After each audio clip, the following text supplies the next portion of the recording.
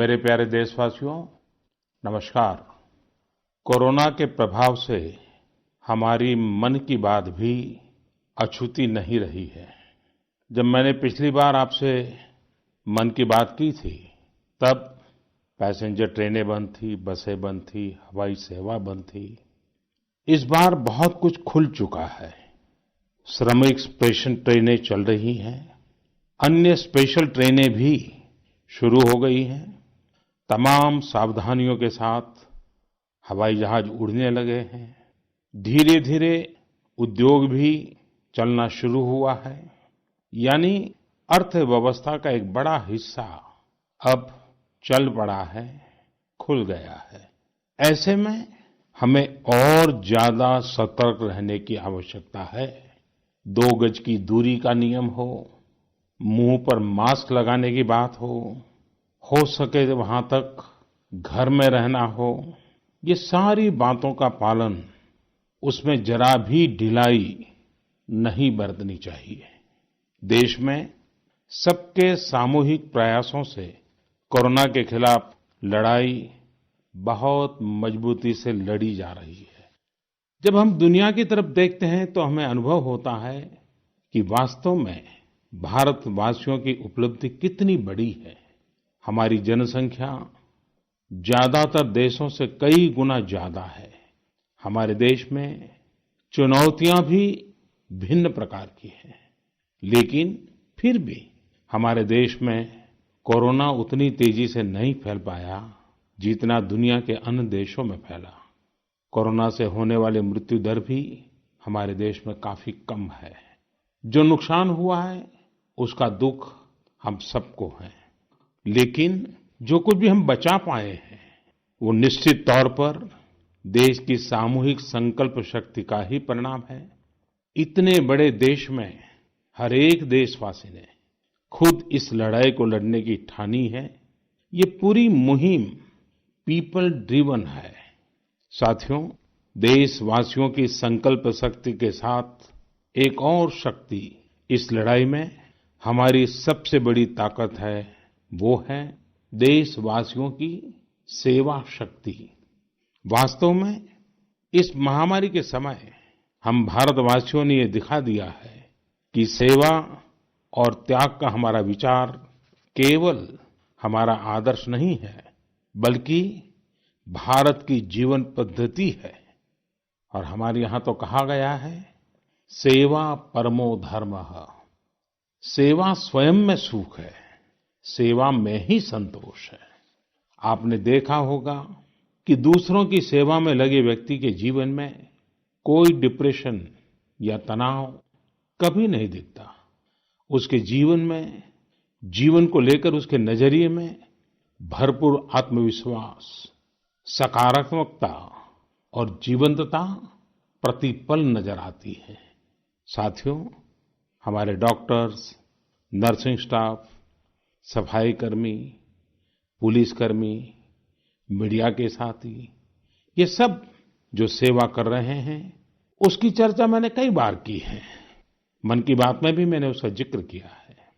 सेवा में अपना सब कुछ समर्पित कर देने वाले लोगों की संख्या अनगिनत है। ऐसे ही एक सज्जन है तमिलनाडु के सी मोहन।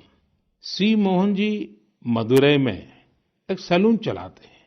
अपनी मेहनत की कमाई से इन्होंने अपनी बेटी की पढ़ाई के लिए 5 लाख रुपए बचाए थे, लेकिन इन्होंने ये पूरी राशि इस समय जरूरतमंदों, गरीबों की सेवा के लिए खर्च कर दी। इसी तरह अगरतला में ठेला चलाकर जीवन यापन करने वाले गौतम दास जी अपनी रोजमर्रा की कमाई की बचत में से हर रोज दाल चावल खरीदकर जरूरतमंदों को खाना खिला रहे हैं। पंजाब के पठानकोट से भी एक ऐसा ही उदाहरण मुझे पता चला। यहाँ दिव्यांग भाई राजू ने दूसरों की मदद से जोड़ी गई छोटी सी पूंजी से 3000 से अधिक मास्क बनवाकर लोगों में बांटे। भाई राजू ने इस मुश्किल समय में करीब 100 परिवारों के लिए खाने का राशन भी जुटाया।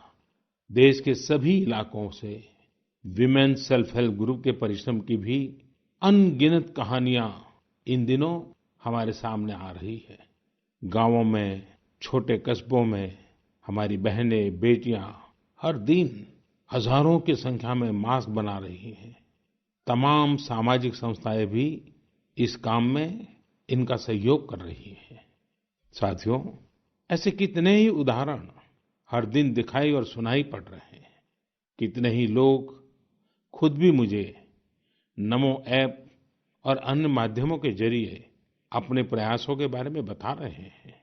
कई बार समय की कमी के चलते मैं बहुत से लोगों का, बहुत से संगठनों का, बहुत सी संस्थाओं का नाम नहीं ले पाता हूँ।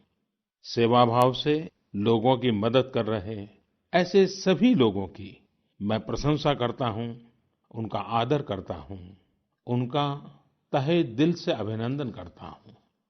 मेरे प्यारे देशवासियों, एक और बात जो मेरे मन को छू गई है, वो है संकट की इस घड़ी में इनोवेशन।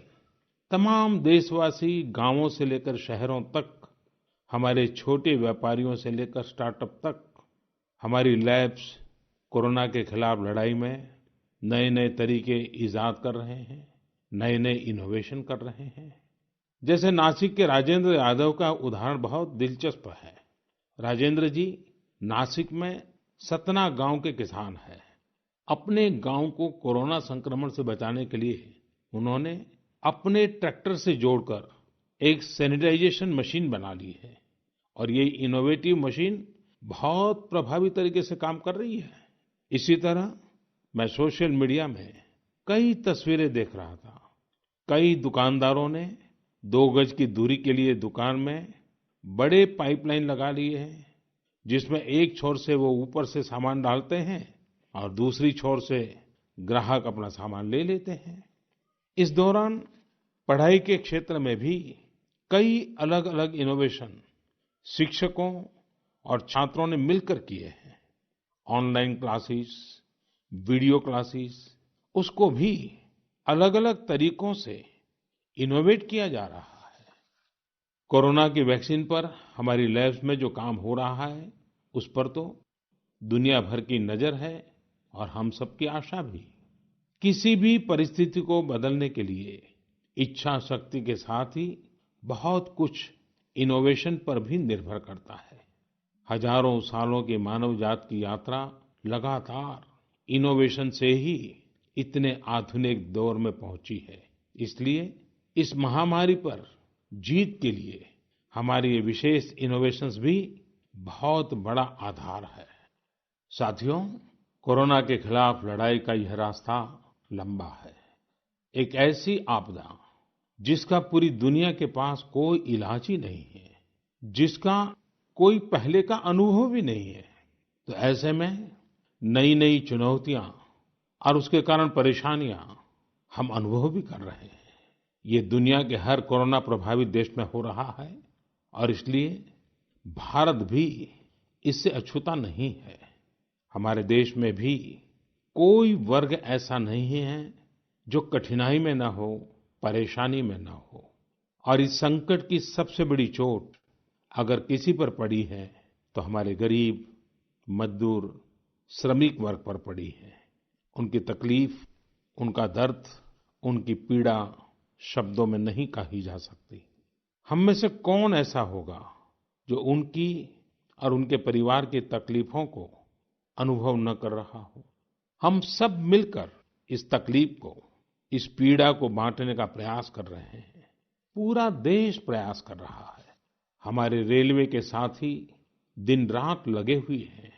केंद्र हो, राज्य हो, स्थानीय स्वराज की संस्थाएं हो, हर कोई दिन रात मेहनत कर रहे हैं। जिस प्रकार रेलवे के कर्मचारी आज जुटे हुए हैं, वे भी एक प्रकार से अग्रिम पंक्ति में खड़े कोरोना वॉरियर्स ही है।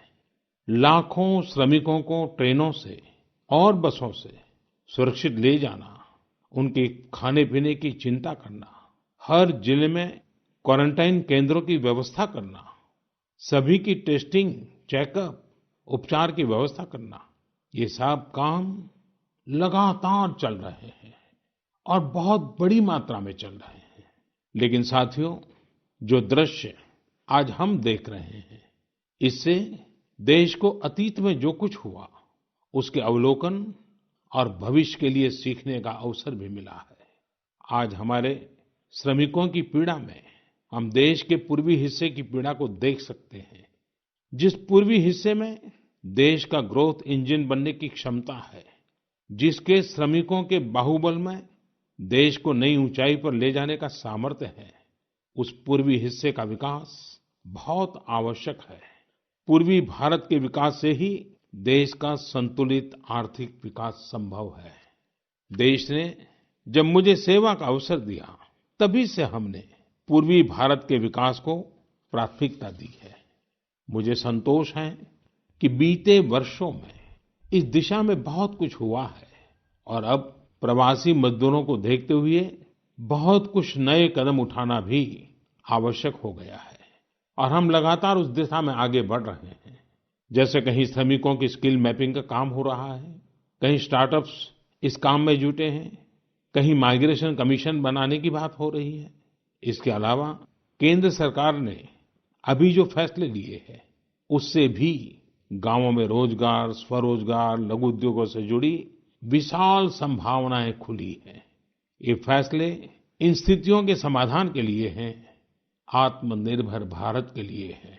अगर हमारे गांव आत्मनिर्भर होते, हमारे कस्बे, हमारे जिले, हमारे राज्य आत्मनिर्भर होते, तो अनेक समस्याओं ने वो रूप नहीं लिया होता जिस रूप में वो आज हमारे सामने खड़ी है। लेकिन अंधेरे से रोशनी की ओर बढ़ना मानव स्वभाव है। तमाम चुनौतियों के बीच मुझे खुशी है कि आत्मनिर्भर भारत पर आज देश में व्यापक मंथन शुरू हुआ है। लोगों ने अब इसे अपना अभियान बनाना शुरू किया है। इस मिशन का नेतृत्व देशवासी अपने हाथ में ले रहे हैं। बहुत से लोगों ने तो ये भी बताया है कि उन्होंने जो सामान उनके इलाके में बनाए जाते हैं, उनकी एक पूरी लिस्ट बना ली है। ये लोग अब इन लोकल प्रोडक्ट्स को ही खरीद रहे हैं और वोकल फॉर लोकल को प्रमोट भी कर रहे हैं।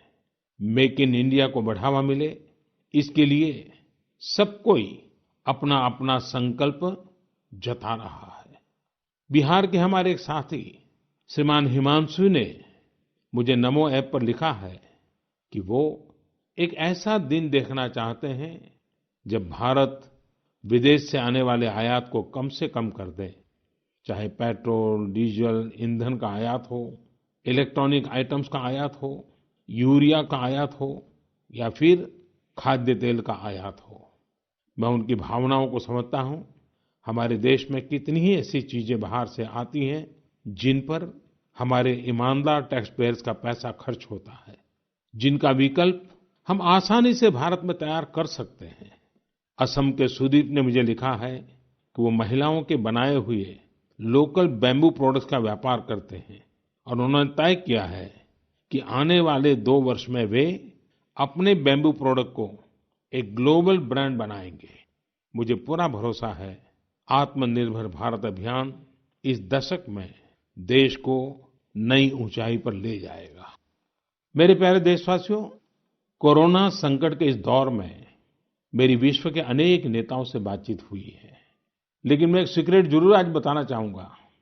विश्व के अनेक नेताओं की जब बातचीत होती है तो मैंने देखा इन दिनों उनकी बहुत ज्यादा दिलचस्पी योग और आयुर्वेद के संबंध में होती है। कुछ नेताओं ने मुझसे पूछा कि कोरोना के इस काल में ये योग और आयुर्वेद कैसे मदद कर सकते हैं। साथियों, अंतर्राष्ट्रीय योग दिवस जल्द ही आने वाला है। योग जैसे जैसे लोगों के जीवन से जुड़ रहा है, लोगों में अपने स्वास्थ्य को लेकर जागरूकता भी लगातार बढ़ रही है। अभी कोरोना संकट के दौरान भी ये देखा जा रहा है कि हॉलीवुड से हरिद्वार तक घर में रहते हुए लोग योग पर बहुत गंभीरता से ध्यान दे रहे हैं। हर जगह लोगों ने योग और उसके साथ साथ आयुर्वेद के बारे में और ज्यादा जानना चाहा है, उसे अपनाना चाहा है। कितने ही लोग जिन्होंने कभी योग नहीं किया, वे भी या तो ऑनलाइन योग क्लास से जुड़ गए हैं या फिर ऑनलाइन वीडियो के माध्यम से भी योग सीख रहे हैं। सही में योग कम्युनिटी, इम्यूनिटी और यूनिटी सबके लिए अच्छा है। साथियों, कोरोना संकट के इस समय में योग आज इसलिए भी ज्यादा अहम है क्योंकि ये वायरस हमारे रेस्पिरेटरी सिस्टम को सबसे अधिक प्रभावित करता है। योग में तो रेस्पिरेटरी सिस्टम को मजबूत करने वाले कई तरह के प्राणायाम है, जिनका असर हम लंबे समय से देखते आ रहे हैं। ये टाइम टेस्टेड टेक्निक्स हैं, जिसका अपना अलग महत्व है।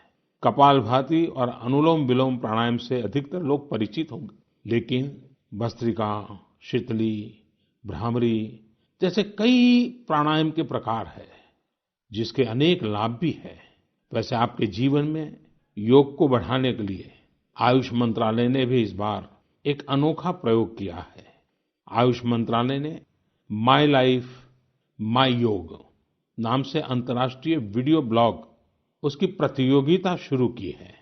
भारत ही नहीं, पूरी दुनिया के लोग इस प्रतियोगिता में हिस्सा ले सकते हैं।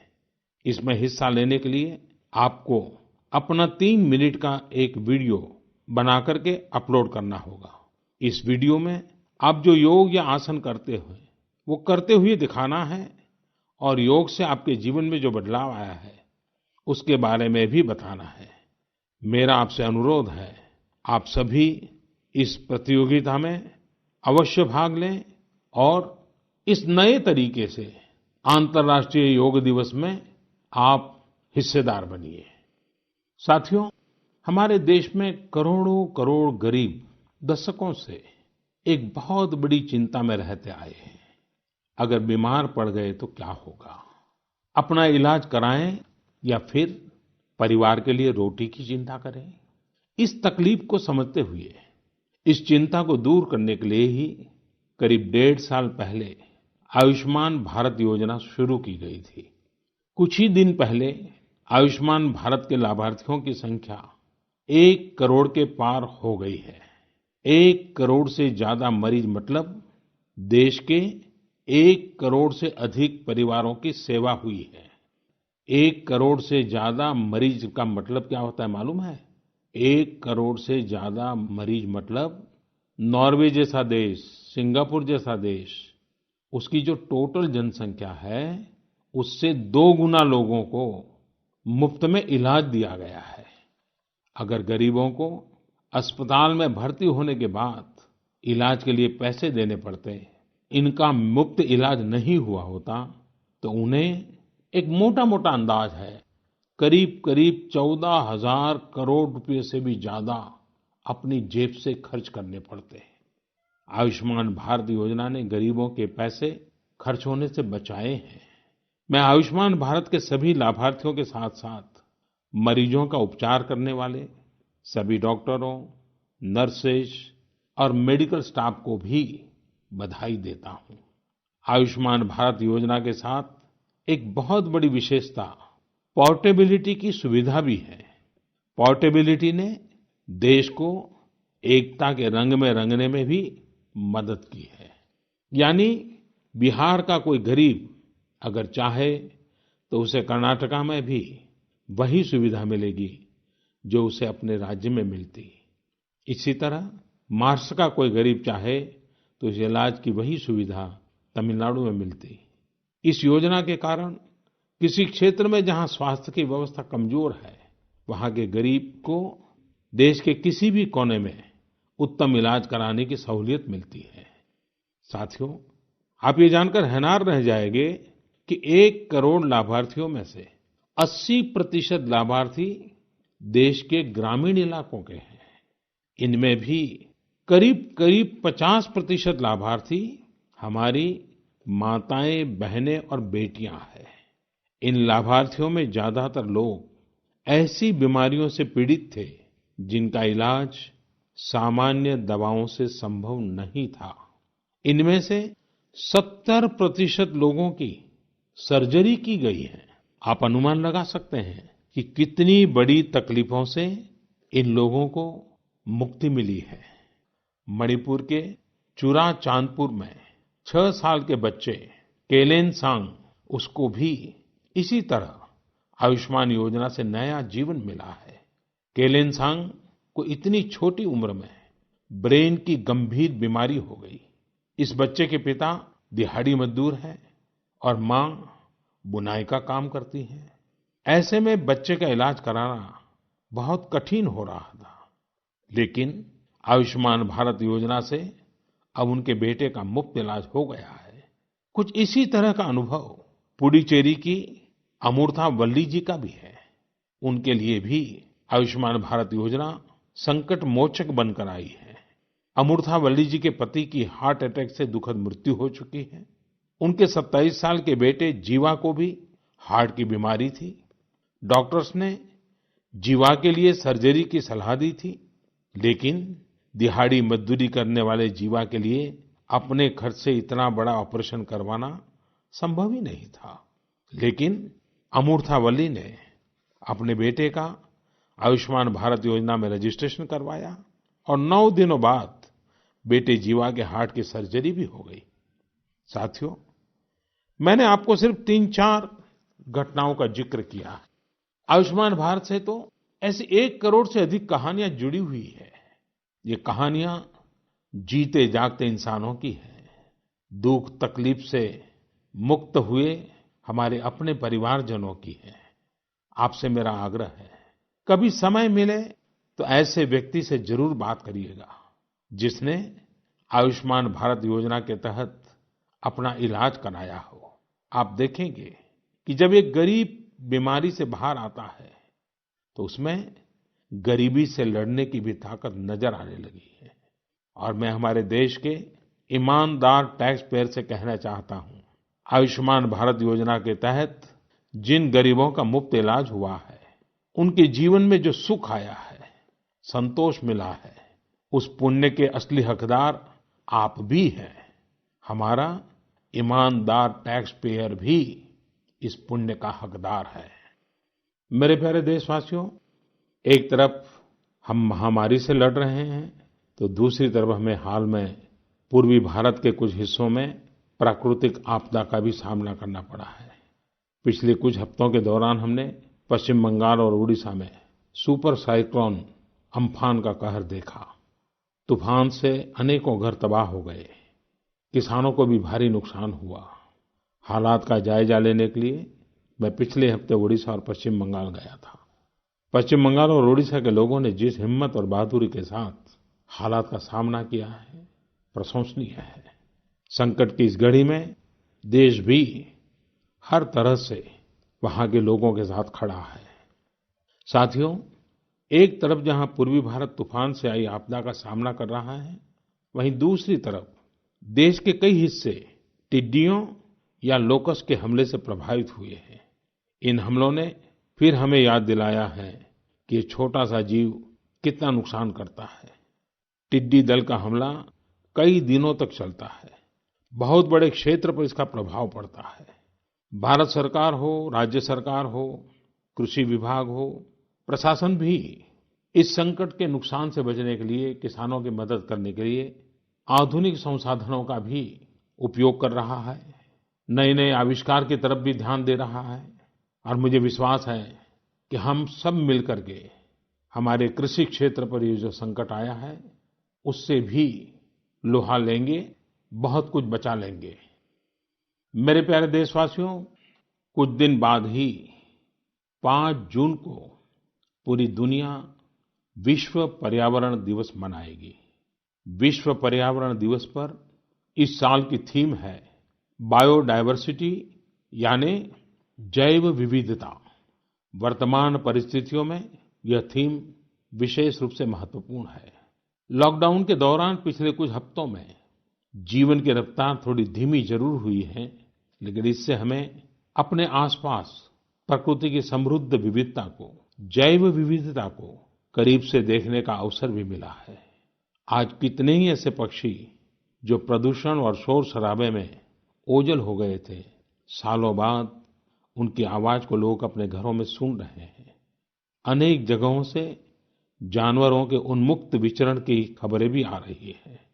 मेरी तरह आपने भी सोशल मीडिया में जरूर इन बातों को देखा होगा, पढ़ा होगा। बहुत लोग कह रहे हैं, लिख रहे हैं, तस्वीरें साझा कर रहे हैं कि वो अपने घर से दूर-दूर पहाड़ियां देख पा रहे हैं, दूर-दूर जलती हुई रोशनी देख रहे हैं। इन तस्वीरों को देखकर कई लोगों के मन में ये संकल्प उठा होगा, क्या हम उन दृश्यों को ऐसे ही बना रख सकते हैं? इन तस्वीरों ने लोगों को प्रकृति के लिए कुछ करने की प्रेरणा भी दी है। नदियां सदा स्वच्छ रहें, पशु पक्षियों को भी खुलकर जीने का हक मिले, आसमान भी साफ सुथरा हो, इसके लिए हम प्रकृति के साथ तालमेल बिठाकर जीवन जीने की प्रेरणा ले सकते हैं। मेरे प्यारे देशवासियों, हम बार बार सुनते हैं, जल है तो जीवन है, जल है तो कल है, लेकिन जल के साथ हमारी जिम्मेवारी भी है। वर्षा का पानी, बारिश का पानी, ये हमें बचाना है, एक एक बूंद को बचाना है।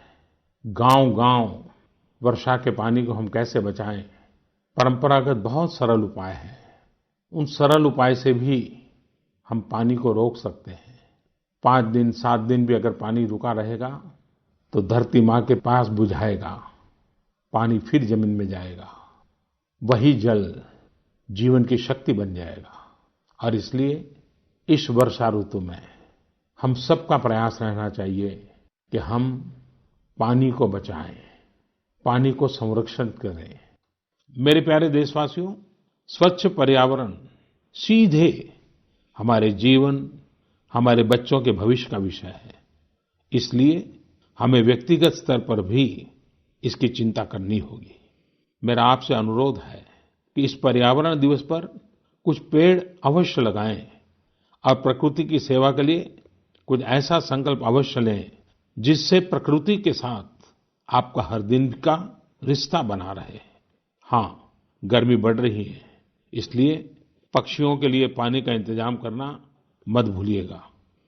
साथियों, हम सबको ये भी ध्यान रखना होगा कि इतनी कठिन तपस्या के बाद, इतनी कठिनाइयों के बाद देश ने जिस तरह हालत संभाला है, उसे बिगड़ने नहीं देना है। हमें इस लड़ाई को कमजोर नहीं होने देना है। हम लापरवाह हो जाएं, सावधानी छोड़ दें, ये कोई विकल्प नहीं है। कोरोना के खिलाफ लड़ाई अब भी उतनी ही गंभीर है। आपको, आपके परिवार को कोरोना से अभी भी उतना ही गंभीर खतरा हो सकता है। हमें हर इंसान की जिंदगी को बचाना है। इसलिए 2 गज की दूरी, चेहरे पर मास्क, हाथों को धोना, इन सब सावधानियों का वैसे ही पालन करते रहना है जैसे अभी तक करते आए हैं। मुझे पूरा विश्वास है कि आप अपने लिए, अपनों के लिए, अपने देश के लिए ये सावधानी जरूर रखेंगे। इसी विश्वास के साथ आपके उत्तम स्वास्थ्य के लिए मेरी हार्दिक शुभकामनाएं हैं। अगले महीने फिर एक बार मन की बात अनेक नए विषयों के साथ जरूर करेंगे। धन्यवाद।